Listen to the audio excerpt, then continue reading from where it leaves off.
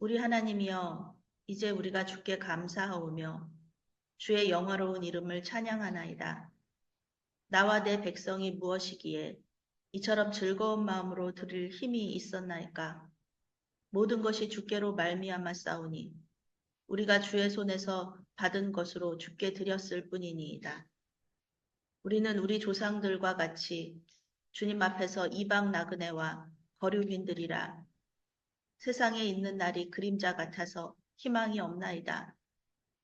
우리 하나님 여호와여, 우리가 주의 거룩한 이름을 위하여 성전을 건축하려고 미리 저축한 이 모든 물건이 다 주의 손에서 왔사오니 다 주의 것이니이다. 나의 하나님이여, 주께서 마음을 감찰하시고 정직을 기뻐하시는 줄을 내가 아나이다. 내가 정직한 마음으로 이 모든 것을 즐거이 드렸사오며 이제 내가 또 여기 있는 주의 백성이 주께 자원하여 드리는 것을 보오니 심히 기쁘도소이다. 아멘. 오늘 말씀의 제목은 다윗의 감사, 다윗의 감사입니다. 핵심 주제는 즐거이 드림으로 감사를 표현하자, 즐거이 드림으로 감사를 표현하자입니다. 이번 추수감사절 특별 새벽기도회의 주제는 왕의 감사입니다.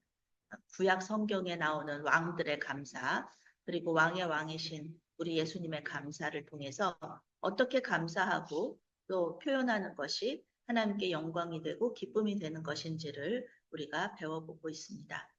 셋째 날인 오늘 말씀에는 다윗 왕의 감사가 나오고 있습니다. 유언처럼 설교를 하고 기도한 이 성경들이 있는데요. 대표적으로 모세 기도가 있었고, 그리고 또 오늘 말씀 다윗 왕의 기도가 있고, 또 우리 예수님께서 십자가 죽음을 앞두시고 기도하셨던 대제사장의 기도라는 제목을 가지고 있었던 그 기도들이 있습니다. 오늘 다윗 왕의 말씀은 이제 다윗 왕이 한 기도는 유언이면서 감사의 기도입니다. 그것을 하나님께 올려드리고 있습니다. 열왕기와 역대기를 보면은요, 같은 내용을 우리에게 전해주고 있다는 것을 알 수가 있습니다. 마치 마태, 마가, 누가복음, 공관복음 시각이 이렇게 같은 내용을 이야기하는데 다른 시각으로 이렇게 보여주는 그런 것이 공관복음, 마태, 마가, 누가복음인데요. 그런 것처럼 이 다양한 시각에서 열왕기와 역대기도 같은 사건을 다른 시각에서 보여주고 있습니다. 열왕기는 이제 선지자적인 관점에서 기록되었다고 하고 신학적으로, 그리고 역대기는 제사장적인 관점에서 기록되었다고 합니다.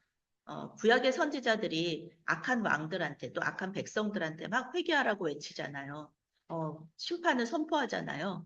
그런 것처럼 열왕기는 이제 왕들의 잘못된 통치를 계속 가감없이 얘기해줘요. 왕들이 잘못한 것에 대해서, 그리고 그 결과 심판받음에 대해서도 잘 얘기해줘요. 네, 그런데 열왕기는 그렇지만 역대기는 그렇지 않아요. 역대기는 이제 바벨론 포로에서 돌아온 후에 기록된 것이기 때문에 지금은 이제 회복하고 희망을 얘기해야 되는 때잖아요. 그런데 회복하고 희망을 얘기하는 때에 막 너 잘못했다. 너 그것 때문에 너는 망한 거야. 너 그거 하나님 잘 안 믿어서 그래. 너 우상 숭배해서 그래. 그러면서 자꾸 혼내기만 하면은 이 희망과 회복의 시대를 이 백성들이 살기가 힘들죠. 그러니까 이제 역대기 말씀은 계속 좋은 것, 장점만 계속 얘기해줘요. 그래, 그 다윗 왕도 그 우리아 사건 이런 거는 얘기 별로 안 하고 이렇게 성전 아름답게 건축할 준비했던 거 그런 얘기들 하고 이러면서 왕들의 나쁜 얘기들은 조금 덜하고 그것도 좀 이렇게 순화해서 얘기해주고 그 다음에 이제 좋은 점들만 많이 얘기해주는 게 이제 역대기예요. 그래서 오늘 다윗도 죽음을 앞두고 얼마나 이렇게 훌륭한 왕이었는지를 이 역대기는 얘기해주고 있으니까 죽음을 앞두고 이스라엘 백성들과 이제 자신을 이어서 왕이 될 아들 솔로몬에게 유언처럼 남긴 이 말씀, 그런 기도를 오늘 말씀에서 알려주고 있죠. 다윗은 하나님의 거절로 하나님이 너는 아니다. 네 아들이 성전을 건축할 것이다. 이렇게 말씀하셔서 그것에 순종하는 마음으로 성전을 건축하지는 못했지만 성전 설계도 그리고 건축 자재를 모두 준비했습니다. 자신만이 아니라 백성들도 이 준비에 참여하게 해요. 구약에 이제 좋은 왕의 기준, 평가 기준이 있는데요. 그 평가 기준 중에 가장 중요한 것이 무엇이냐면은 자기 혼자만 하나님 잘 믿으면 안 돼요. 왕은 백성들을 잘 인도해야 되는 거잖아요. 그래서 백성들도 하나님을 잘 믿게 하는 왕이 좋은 왕이면서 하나님께서 기뻐하시는 왕이다. 이렇게 평가를 하거든요. 다윗은 지금 모든 건축 자재를 하나님께 드리면서 봉헌 기도를 하고 있거든요. 봉헌 기도하고 있는 겁니다. 백성들과 자신이 힘을 모아 드린 것에 대해서 감사의 기도를 올리고 있습니다. 헌금이라는 것이 그런 것이에요. 선물은 주는 사람이 아니라 받는 사람이 감사 인사를 하잖아요. 내가 무슨 선물을 받았어요. 그러면은 내가 감사하다고 그러지. 주는 사람이 감사합니다. 그러나요? 아니죠. 그런데 헌금이나 이 헌물은요, 주는 사람이 감사 인사를 하는 거예요. 우리 헌금 기도하면 항상 얘기하죠. 사랑의 하나님 감사합니다. 우리가 감사해요. 드리는 사람이 감사해요. 왜 그럴까요? 왜 반대가 될까요? 그것을 다윗은 아주 잘 말해주고 있습니다. 모든 것이 주께로 말미암았기 때문이다. 이렇게 다윗이 고백하고 있어요. 다윗 왕과 그 백성들이 드린 모든 것이 하나님의 것이었고 그 하나님의 것을 돌려드린다. 그것일 뿐임을 고백한 거예요. 이러한 마음으로 드릴 때, 내 것이 아니다. 하나님의 것을 하나님께 드린다. 이런 마음으로 드릴 때 기쁜 마음이 들고요. 즐거운 마음이 들 수가 있습니다. 아깝다는 생각이 들면은요, 그것은 내가 드리는 것이 이제 하나님의 것을 돌려드린다. 이렇게 생각하는 것이 아니라 내 것을 드린다라고 생각을 하니까 그게 아까운 거거든요. 내 것이 아니고 다른 사람의 것을 이렇게 드리면은 왜 아깝겠어요? 근데 이것은 하나님의 것이 아니라 내 것이라고 생각하기 때문에 아깝다는 생각이 드는 거거든요.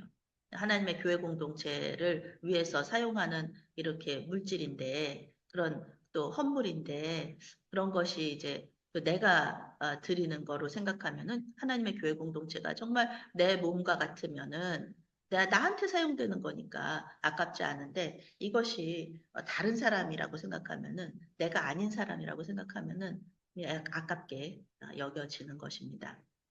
다윗이 자신과 백성들이 드린 모든 것이 하나님의 것이라고 이렇게 고백하는데요. 그 이유는 다윗과 백성들은 조상들과 같이 그저 이방 나그네와 거류민일 뿐이었기 때문입니다. 영어 성경은 그것을 외국인이라고 번역하고 있어요. 우리나라 우리나라에 와 있는 요즘은 정말 외국인 노동자들이 많아졌습니다. 외국인 노동자들이 많아요. 그런 사람들이었다는 거예요. 이 다윗과 그 백성들이요. 고대 근동에서 중요한 것은 땅입니다. 땅. 땅이 있어야지 되는 거예요. 근데 맨 처음에 이제 이 사람들의 조상이 아브라함이잖아요. 아브라함이 가나안 땅에 들어왔을 때요. 어떤 땅도 없었습니다. 그 이라크 땅에다가 자기의 모든 것들을 다 놓고 온 거예요. 하나님의 그 명령에 따라서.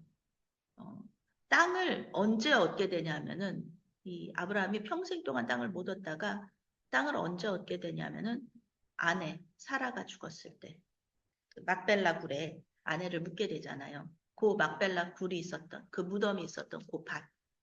얼마나 됐겠어요. 그 밭. 그거를 가지고 있었던 게 바로 이 조상 때부터 가지고 왔던 그 땅은 그거밖에 없었거든요. 그런데 지금 다윗이 이제 죽을 날이 다 되었을 때 그들이 가지고 있는 땅은 얼마나 넓은 거예요. 가나안 땅 우선 정복했죠. 그리고 주변 국가들한테도 조공을 받고 있었어요. 그러니까 얼마나 큰 은혜를 받은 거예요. 그러니까 이 큰 은혜에 감사해서 주님의 것을 주님의 것으로 돌려드린다. 이것이 당연하다는 말입니다. 희망이 없던 민족을 고대 근동의 강대국으로 세워주셨으니 감사하지 않을 수 없다는 거예요. 아무 자원도 없으면은 성전 지을 생각도 못했죠. 그런데 하나님께서 주신 것이 있어서 봉헌을 하니 얼마나 감사한지 즐겁게 감사를 표현할 수밖에 없는 것입니다. 다윗왕은 계속해서 성전을 건축하려고 미리 저축한 이 모든 물건이 다 주님의 것임을 고백합니다. 미리 저축했다, 미리 준비했다는 뜻인데요. 이 단어는 원어적으로 미리 준비하는 그 모든 과정 가운데 하나님의 능력이 개입했다. 이런 것을 그런 뜻을 가지고 있어요. 그 안에 그것을 가지고 있어요. 우리가 헌금을 하거나 헌물을 할 때 무엇을 할지 또 얼마를 할지 결정하고 준비하는 모든 과정 가운데 하나님의 능력이 함께 하셨다는 겁니다. 하나님께서 도와주시고 준비해 주시지 않았다면 우리는 그 헌금이나 헌물을 할 수 없었다. 그런 뜻입니다. 그래서 다윗은 하나님께 즐거이 드릴 수 있었고요. 백성들이 자원하여 드리는 것을 보면서 심히 기뻐할 수 있었던 것입니다. 다윗 자신만이 아니라 그 백성들도 헌물을 준비하면서 하나님과 하나님의 그 능력, 임재를 경험했기 때문에 그렇습니다. 우리는 지금 추수감사절 절기를 지키면서 새벽 기도회로 모이고 있습니다. 원래 추수감사절은 미국의 식민지 개척자들과 완파노그라는 인디언 부족이 가을 추수를 끝낸 후에 같이 모여서 식사를 했던 그것을 기념하면서 시작된 것이 추수감사절이에요. 이때 미국의 식민지 개척자들은 이 미국이 영국의 식민지였거든요.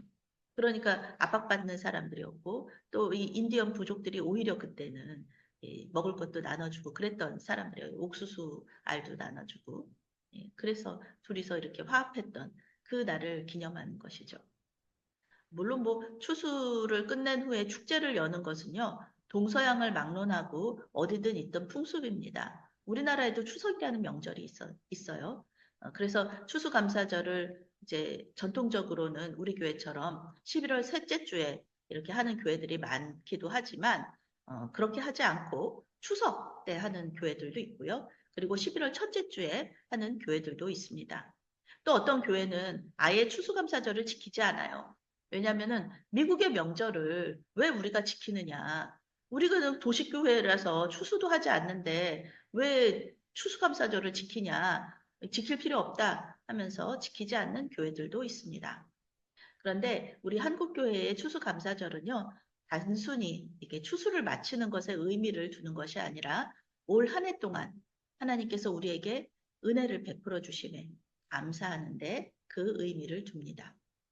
아무것도 아닌 우리를 택하셔서 구원해 주신 것도 감사한데 지난 1년 동안 지켜주시고 보호하여 주시고 또 모든 기도 들어주시고 또 우리 삶의 모든 영역에 개입하여 주심에 감사를 드리는 것입니다. 살아있게 해주신 것 감사하잖아요.